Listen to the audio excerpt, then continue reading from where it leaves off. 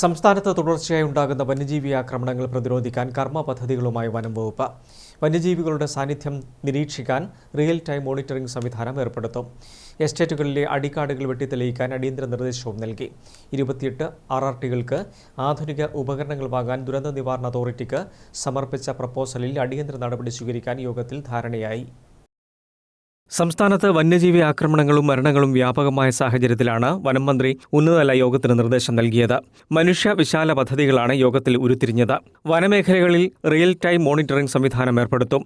പദ്ധതിയുടെ നോഡൽ ഓഫീസറായി assistant forest conservator Manu സത്യനെ നിയമിച്ചു. 28 RRTകൾക്ക് ആധുനിക ഉപകരണങ്ങൾ വാങ്ങാൻ ദുരന്ത നിവാരണ അതോറിറ്റിക്ക് സമർപ്പിച്ച പ്രപ്പോസലിൽ അടിയന്തര നടപടി സ്വീകരിക്കും. എസ്റ്റേറ്റുകളുടെ അടിക്കാടുകൾ വെട്ടിത്തെളിക്കാൻ നോട്ടീസ് നൽകും.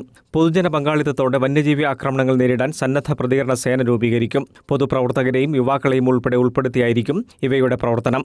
RRTക്ക് പുറമെ ആയിരിക്കും ഇവ പ്രവർത്തിക്കുക. വന്യജീവി ആക്രമണങ്ങൾ ലഘൂകരിക്കുന്നതിന് ആദിവാസികളുടെ ഉൾപ്പെടെ പരമ്പരാഗത അറിവുകൾ പ്രയോജനപ്പെടുത്തും. വനപാതകളിലെ അടിക്കാടുകൾ വെട്ടിത്തെളിക്കാനും യോഗത്തിൽ ധാരണയായി. News desk, Kannur vision.